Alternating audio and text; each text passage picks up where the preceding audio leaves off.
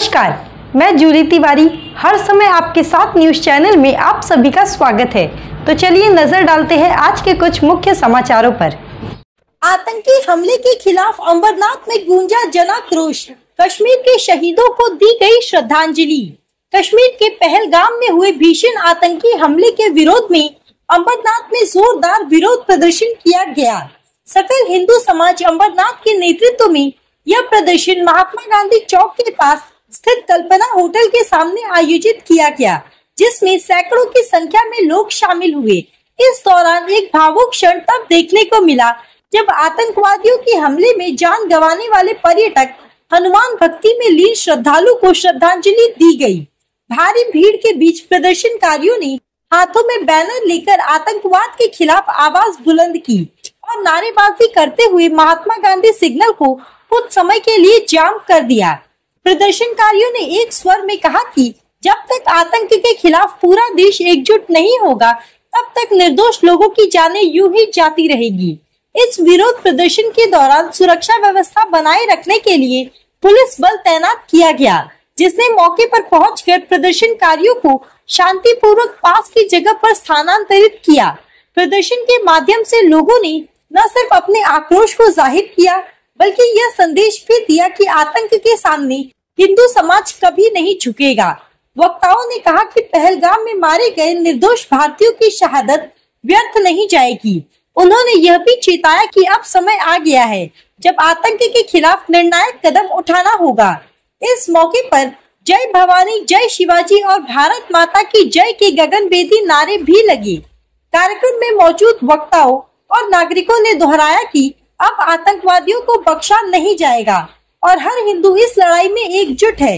संपूर्ण घटना का उद्देश्य सिर्फ विरोध नहीं, बल्कि शहीदों को सच्ची श्रद्धांजलि देना और देशवासियों को एकजुट करना था। अंबरनाथ की यह हुंकार एक संकेत है कि अब देश का नागरिक जाग चुका है और आतंकवाद के खिलाफ निर्णायक लड़ाई के लिए तैयार है। जय सब, जय शिवराय, जय शंभूराज।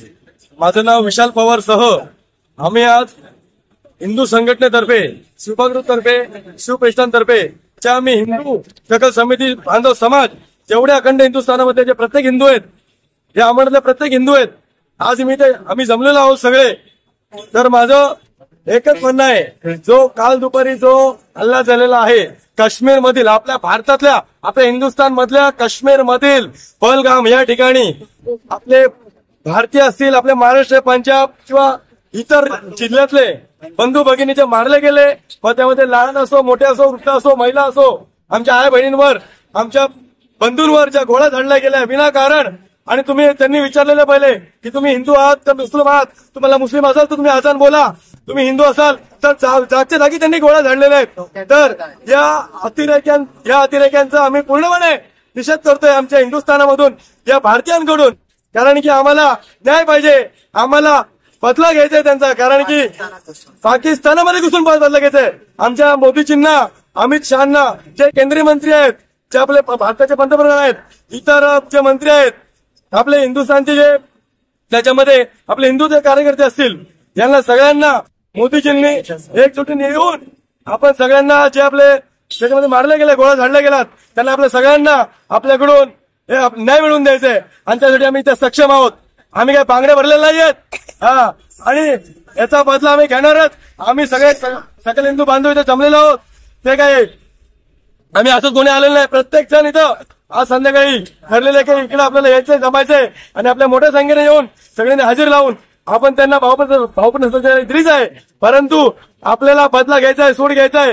जोपर्यंत 27 काय मी तर बोलतो जास्त 50-100 लोक मारले गेले असतील, त्याच्यामध्ये आपल्याला जास्त कोणी दाखवत नाहीये, लोक घाबरतील म्हणून, दंगे बसत होतील म्हणून। मला एकच म्हणायचंय, त्यांनी जे तुम्ही हिंदू आहात का, या गोष्टींना त्यांनी विचार न केले असता, ते ना आम्ही हिंदू आहोत हे सांगून म्हणजे आमची चुकी झाली का? या भारतामध्ये, हिंदुस्थानामध्ये राहून हिंदूंना जर खतरा असेल तर तुमच्या अवलादी पण इकडे राहतात आणि तुम्ही तिकडे राहतात, तर लक्षात घ्या, आम्ही काटा काढल्याची राहणार नाहीत, आम्ही आता गप्प बसणार नाहीत। भरपूर झाला तुमचं नाटक, आता पुलवामा हल्ला झाला, परत आजचा पहलगामचा हल्ला झाला, म्हणजे माणसाला फिरावं गेलाय फिरावं या हिंदुस्थानामध्ये, साले परिचय लोंढे तुम्ही, आणि तुम्ही आमच्यावर हल्ला करणार या हिंदुस्थानच्या मातीमध्ये राहून। हे छत्रपती शिवाजी महाराजांच्या रक्त अंगामध्ये जोपर्यंत शेवटचा श्वास असेल तोपर्यंत आम्ही लढत राहणार आणि या मातीच्या कणामध्ये देखील छत्रपती शिवाजी महाराजांचं रक्त आहे. इकडे बाजू जन्म घेतला त्याच्या भाड्यामध्येच कपाळ छत्रपती शिवाजी महाराज हे नावावर इकडची मातीला जन्म घालते. आपने निषेध व्यक्त किया है, क्या जानकारी देना चाहेंगे?